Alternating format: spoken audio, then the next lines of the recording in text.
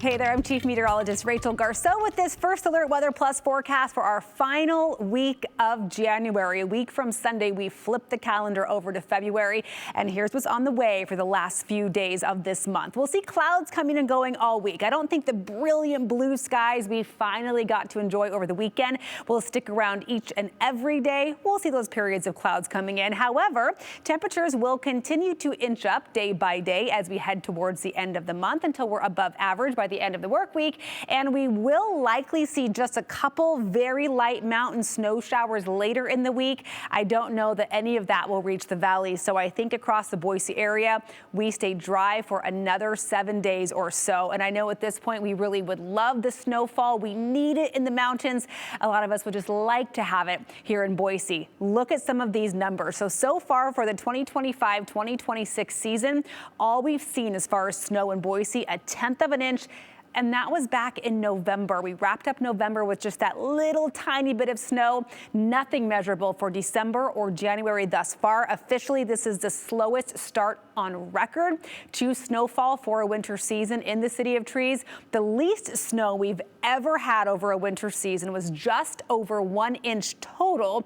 That was way back in 1933, 1934. So it's been quite a while since we've had a winter with 1 inch or less total. The last snowless January we had was over 20 years ago in 2003. So it's been quite a while since we've had no measurable snow in Boise. And looking ahead at our precipitation chances here in the valley, I don't know that we're going to see any more. And I think I'm being generous with our 20% there on Sunday.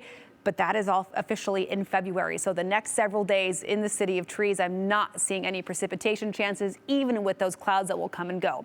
Now, heading to the higher elevations and the further north you go in our viewing area, the higher the pops, the probability of precipitation. So by Wednesday into Thursday, we may see just a few little snow flurries popping up. We see a spike in the coverage on Friday that dips back down as we head into the weekend.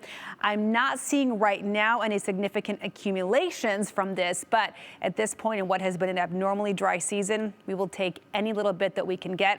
And I think folks off to the east would likely trade us for our weather all day with that storm that came through over the weekend. So as of Sunday evening, that storm that brought sleet, ice accumulations, heavy snow, even some tornado threats and severe storms that was still hitting the eastern seaboard. And then that Arctic cold was settling in across 2/3 of the country. In fact, to wrap up the weekend, Dallas, Texas, Houston, Texas, they were in the 20s, if you can believe it. Looking at temperatures across the country for the start of the work week, we start to see the Arctic air retreat bit by bit up to the north. So places like Dallas at 30 degrees on Monday. Memphis starting off at 19 on Monday. We're in the teens for St. Louis, Des Moines, single digits for Chicago. I would wager a guess that many school districts will be canceled from Monday, potentially into the middle of the week, as 1 million people were without power by the end of the weekend. And all of that precipitation that fell, whether it was ice, sleet, or snow, with temperatures like this, it will continue to just be frozen in place. That will make travel on roadways almost impossible, and it'll make really difficult for air travel to continue as usual as well. Looking ahead to Tuesday, high temperatures climb a little bit. Houston back into the 50s, St. Louis almost to the freezing mark, Chicago out of the single digits, not Minneapolis. Tuesday a high of 9 degrees there. That doesn't change much on Wednesday as that polar air will continue to impact the upper Midwest and the Great Lakes region. Off to the west, we will start seeing milder temperatures coming in. In fact, by the middle of the week, we're back into the 40s for the first time in a while in Boise. Unfortunately, we may also, as our week progresses, start seeing those inversion conditions make a return. I'm going to let our upper level pattern just play out here. You see this ridge of high pressure that's going to amplify in across the west. It is going to stay there, maybe getting flattened out by Friday by an impulse moving across to the north. That's what could bring, if this comes far enough south, could bring a couple snow showers to the mountains. I don't know that it'll be strong enough to flatten the ridge completely. Looks like heading into the end of January, it rebuilds. This finally, by the second day of February, Monday the 2nd, we may see a system coming in that can knock that ridge out, could bring some precipitation back along with some colder air. But in the world of meteorology, 7 to 10 days out is pretty far. I wouldn't hang your hat on that necessarily. In the short term, it does look like we'll have high pressure taking over, and that typically this time of year does mean we see inversion conditions developing. So we'll see what happens as the week goes on.